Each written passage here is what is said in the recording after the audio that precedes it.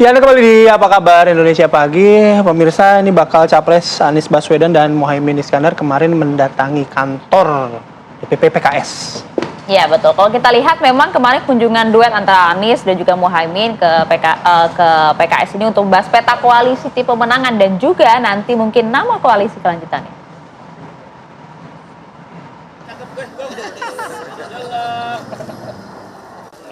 Kedatangan bakal Capres Cawapres Anies Baswedan Muhaimin Iskandar disambut Presiden PKS Ahmad Syaiqo dan Sekjen Habib Abu Bakar Al-Habsyi. Pertemuan digelar Partai Nasdem, Partai Kebangkitan Bangsa dan Partai Keadilan Sejahtera yang tergabung dalam Koalisi Perubahan untuk Persatuan. Ini merupakan momentum menarik pertemuan perdana ketiga partai pasca deklarasi duet Anies Muhaimin. Pertemuan sekaligus membahas tim pemenangan, peta koalisi, termasuk perubahan nama koalisi jika PKS tetap bergabung. Pada nyingkat juga nyebutnya koalisi perubahan, bukan? Jadi nanti kita bahas, tapi secara prinsip tidak ada yang berubah, karena kata kuncinya adalah perubahan, dan kata kunci itu tidak diusulkan perubahan. Jadi untuknya bisa untuk banyak hal. Jadi perubahan itu kata kuncinya, itu tetap. Ya. Sejauh ini posisi PKS masih tetap mendukung Anies Baswedan sebagai bakal capres. Namun posisi Muhaimin Iskandar sebagai bakal cawapres masih dibahas oleh Majelis Syuro. Silaturahim ini luar biasa, penuh kehangatan, dan saya tadi sampaikan ini banyak hal-hal yang positif. Saya kira suasana yang tadi terjadi di dalam ruangan ini, insya Allah ini akan saya sampaikan kepada musyawarah Majelis Syuro dalam waktu dekat ini, itu bahwa kita sudah semakin erat, semakin memiliki chemistry, dan inilah suasana yang insya Allah akan kita coba laporkan kepada musyawarah Majelis Syuro. Mudah-mudahan kita tanpa mendahului apa yang diputuskan Majelis Syuro, mudah-mudahan dengan apa yang digambarkan, mudah-mudahan ini insya Allah betul-betul sesuai dengan harapan dari koalisi ini. Dari Jakarta, Syahda Yustiza dari Maulana TV One mengabarkan.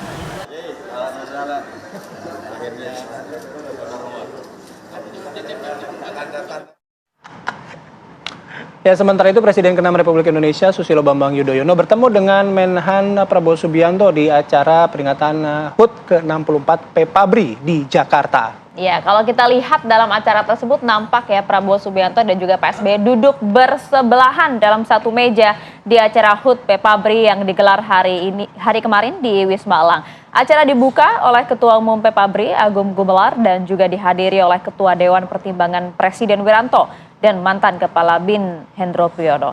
Pertemuan SBY Prabowo disorot tentunya di tengah situasi politik terbaru pasca SBY yang merupakan Ketua Majelis Tinggi Partai Demokrat mencabut dukungan untuk bakal Capres Anies Baswedan dari Koalisi Perubahan untuk Persatuan. Ini apakah sebuah sinyal-sinyal arah politik dari Demokrat? Nah, sementara Prabowo juga merupakan Ketua Umum Partai Gerindra yang juga bakal Capres dari Koalisi Indonesia Maju.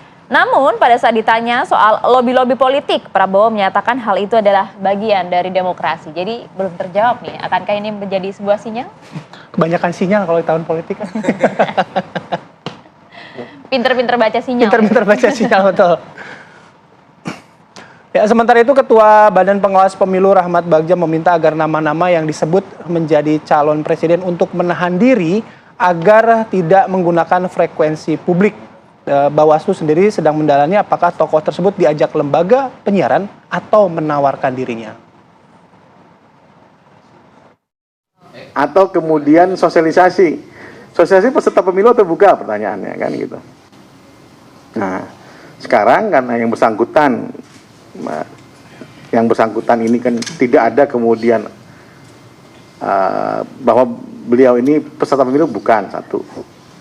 Ajakannya tidak ada.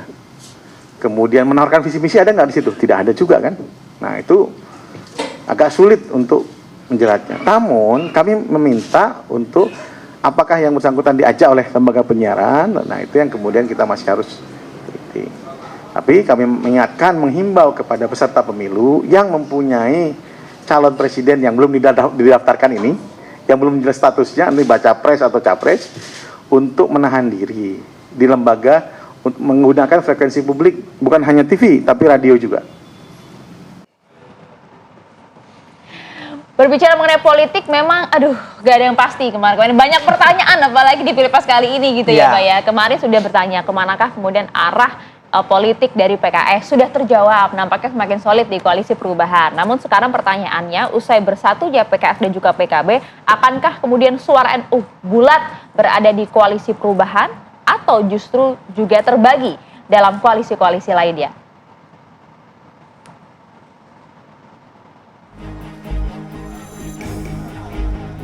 Bakal Capres Cawapres Anies Baswedan, Muhaimin Iskandar akhirnya bertemu dengan petinggi Partai Keadilan Sejahtera di markas PKS.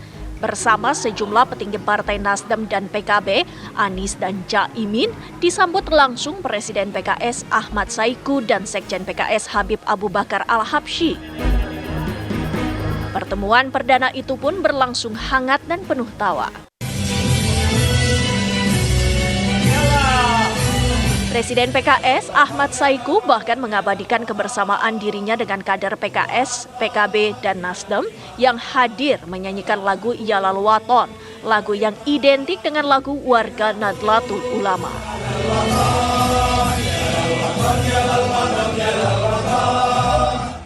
Meskipun keputusan PKS mendukung pasangan Anies Caimin masih menanti keputusan Majelis Syuro, pertemuan tersebut bak menjawab kabar hengkangnya PKS dari koalisi pendukung Anies Baswedan tidaklah benar. Sejumlah pihak menganggap jika koalisi PKB dan PKS solid dan benar terrealisasi, kekuatan Anies Caimin semakin tak terbendung. Bersatunya PKB dan PKS diprediksi dapat mempersatukan kubu Islam moderat dan Islam tradisional. Namun tak sedikit yang menganggap gerbong NU sulit ditaklukkan Anies Caimin. Tak lain disebabkan karena warga NU tak semuanya merupakan basis PKB. Warga Nahdliyin bahkan banyak yang bergabung di partai politik lain termasuk PDIP.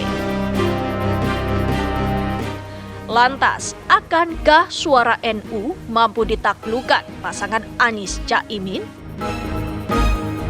Tim TV One mengabarkan.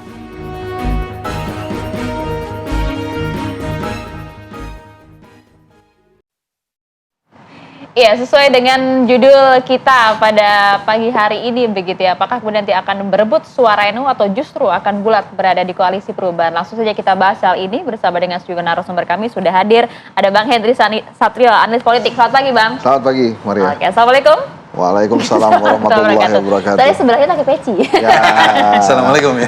Assalamualaikum Kang Maman, apa kabar? Waalaikumsalam. Wakil Ketua Dewan Syuro PKB dan juga tidak hanya berdua narasumber kami, tapi juga sudah terhubung bersama kami melalui sambungan Zoom. Ada Muhammad Nabil Harun, politisi PDI Perjuangan. Selamat pagi, Assalamualaikum Gus Nabil. Oh. Gus Nabil bisa mendengar suara kami, Gus? Ya, bisa, jelas sekali. Ya. Oke, siap, clear ya. Gus Nabil lagi berada di Solo, jadi nggak bisa gabung pada hari ini.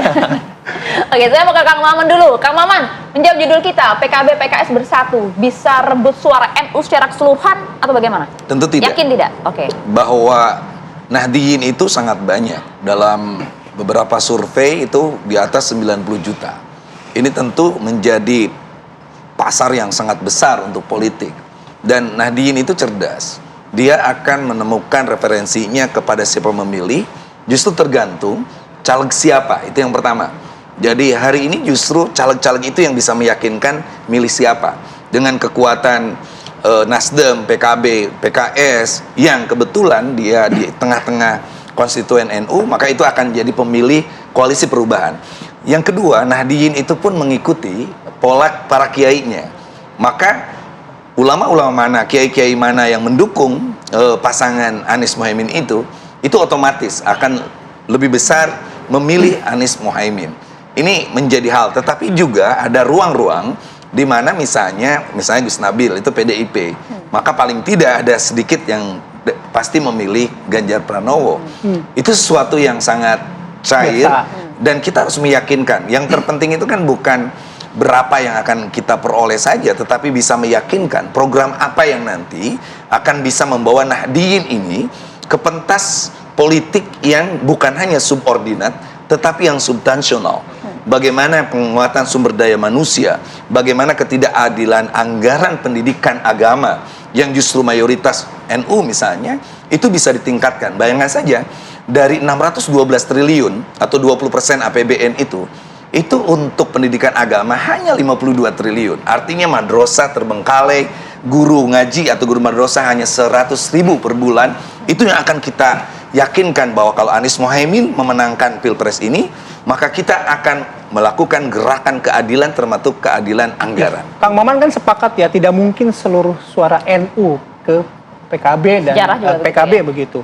Tapi basis kekuatannya di mana kalau misalnya PKB? PKB kan udah jadi kendaraan politik juga gitu, meskipun tidak seluruhnya terafiliasi dengan Nahdliyin begitu. Apa yang diincar, yang gimana gitu, Kang Maman? Ya tentu sekali saya katakan bahwa PKB punya hal menarik soal Jawa Timur dan Jawa Tengah. Jawa Tengah kita menargetkan paling tidak 40% lebih untuk Anies Mohaimin. Jawa Timur jelas bahwa siapapun yang menggandeng Jawa Timur dengan kekuatan PKB misalnya dan NU-nya itu pasti menang. Makanya berkali-kali kita mendukung misalnya SBY, mendukung Jokowi dan sebagainya, di mana PKB ada di dalamnya dan Gus Mohaimin menahkodai itu, kita menang. Nah sekarang kita punya kekuatan PKS Jawa Barat.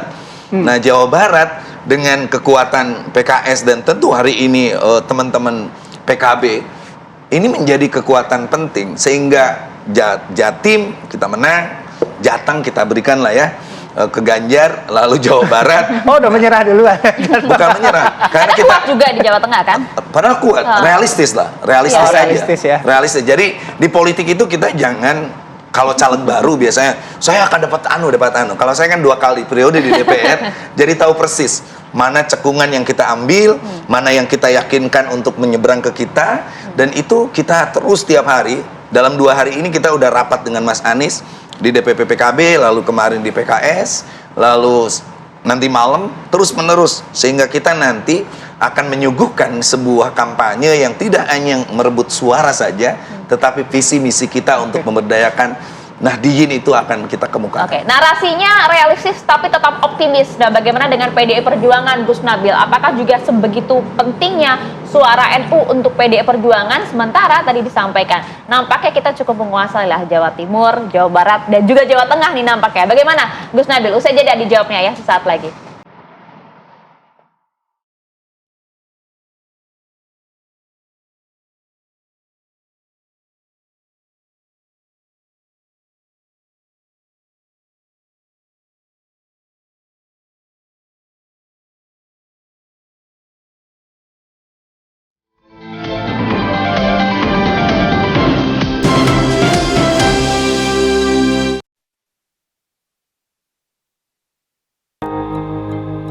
Tiap hari itu kita di lokasi syuting, di Catok.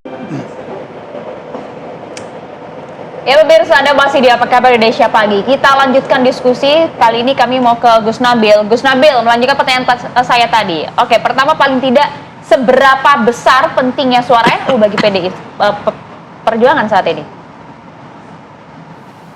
Ya, sebagaimana yang saya sampaikan pada Gus Nabil. Apa Kabar Indonesia. Halo, ya. Di-mute Halo? tuh, di-mute. Gus Nabil? Di mood dia. Halo? Mute. Oke. Nampaknya kita mengalami gangguan Halo? komunikasi bersama Kita coba dengan Gus perbaiki terlebih Nabil. dahulu Ini ya. kita tahan dulu kali ya. Halo? Oh, sudah dengar Gus Nabil? Ya. Jadi sebagaimana saya sampaikan pada Apa Kabar Indonesia malam yang lalu, bahwa pemilih Nahdlatul Ulama ini mayoritas menjadi pemilihnya PDI Perjuangan. Oke, terputus. Ini berdasarkan hasil lembaga survei. Gus Nabil, saya langsung ke Bang Henry Satrio nih. Sudah punya Gimana, Pak? analisisnya tajam biasanya ya Pak. Dan kadang-kadang tepat gitu. Kadang dari kadang. Berangkat paranormal sih. Oke, Bang, kalau misalnya kita bicara soal tadi ya, soal suara NU, tapi memang sudah Ya. diakui juga, nggak mungkin semua gitu. Nah, tapi kalau misalnya melihat dengan kondisi kontekstual saat ini, yang ke PKB kemudian memilih pasangan Anies Baswedan dan Mohaimin Iskandar, porsinya besar nggak? Ya porsinya kemenangannya PKB itu. Jadi kalau tadi Kang Maman bilang Jawa Timur ya memang 2 kali pilpres, pileg gitu ya, 2 kali pemilu selalu di 2 besar. Di 2014 bahkan unggul nomor 1. Yang kedua kemarin 2019 kalah sedikit lah sama PDI Perjuangan gitu ya. Jadi kalau kemudian Kang Maman tadi realistis ya tepat juga. Tapi kalau menurut saya sekarang tuh tugas PKB adalah membawa sebanyak-banyaknya suara Nahdien yang belum menentukan pilihan, termasuk suara Nahdien yang ada di Demokrat menurut saya. Jadi yang itu harus ditarik kembali karena sayang kan sudah ada semangat perubahan, karena kemarin namanya jangan-jangan koalisi perubahan tanpa embel-embel Iya, ya. kita hanya koalisi perubahan. Ini suaranya perubahan aja apa Demokratnya juga ditarik nih? Loh kalau bisa semua kan alhamdulillah tuh ya. Jadi menurut saya saat ini memang Nahdien kan luar biasa dan ada di mana-mana gitu ya, sehingga kalau kemudian bisa diguyupkan oleh PKB itu akan menjadi hal yang luar biasa. Ceruknya PKB ini kan ceruknya istimewa nih. Saya juga yakin bahwa para Nahdien itu tahu kalau mereka ingin berkarir politik cepat, ya PKB memang tempatnya. Jadi partai untuk Nahdien ya PKB gitu. Sehingga kalau sekarang setelah sekian lama PKB menunggu-nunggu ketua umumnya menjadi calon wakil presiden ada di kertas suara, maka inilah momennya dan harusnya lebih all out kali ini PKB untuk memenangkan soal NU ya. Nah, kita ke Gus Nabil lagi. Gus, kalau kita berkaca tadi soal Nahdien begitu ya, suara NU, bagi PDIP sesignifikan apa suara-suara NU ini untuk mendongkrak kemenangan di Pilpres nanti? Ya, bisa dengar suara saya? Dengar Gus. Jelas Gus.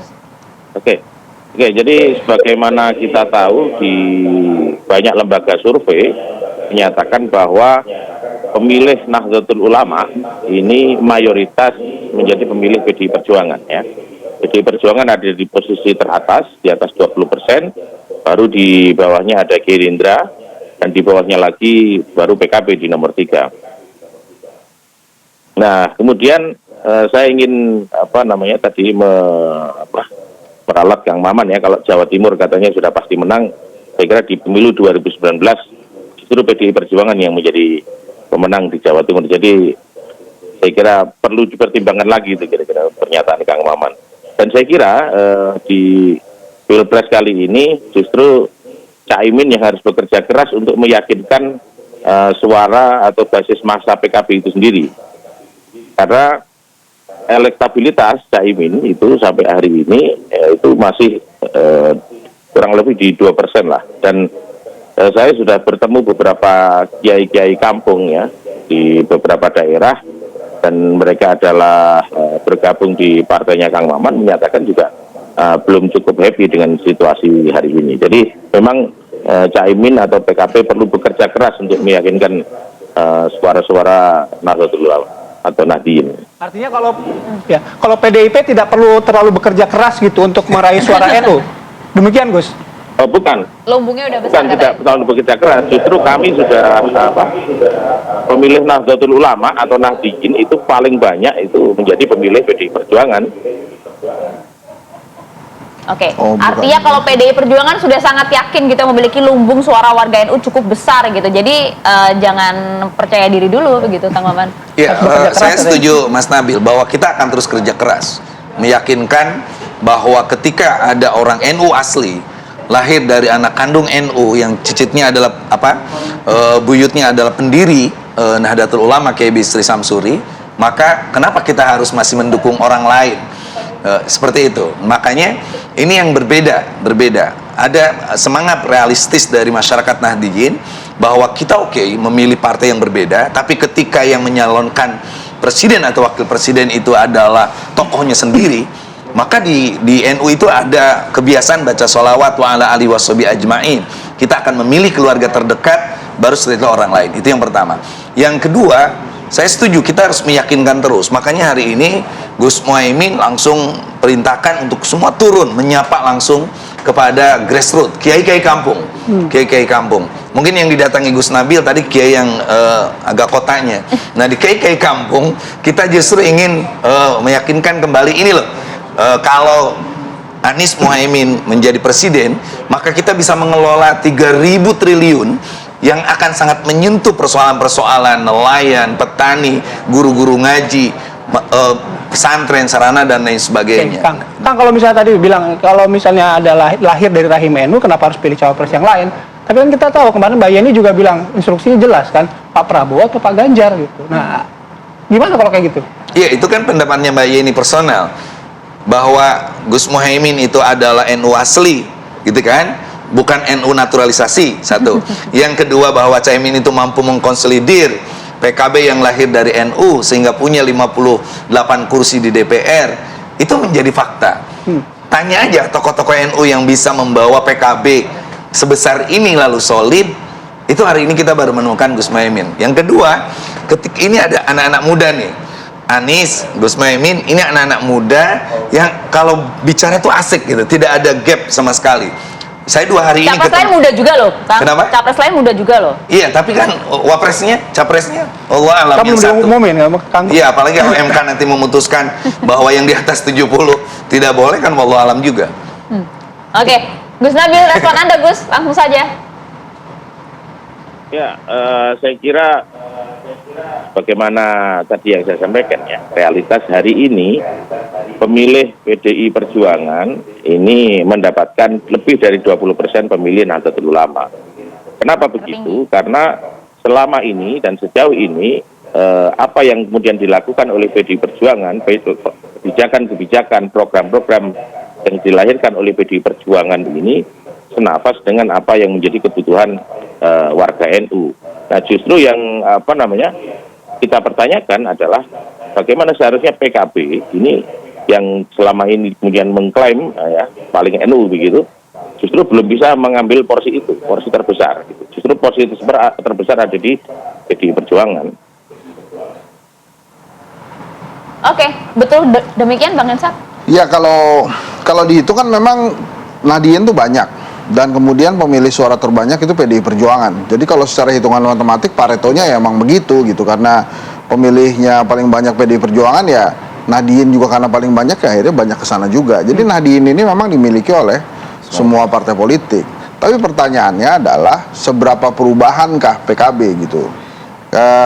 Koalisi perubahan ini kan kalau dipersepsikan awal yang melakukan gerakan perubahan itu ada Demokrat dan PKS gitu ya. Sekarang ada Nasdem dan PKB yang berada di koalisi Pak Jokowi. Ini kan selalu dipertanyakan jadi akhirnya ini seberapa perubahannya akan dibawa.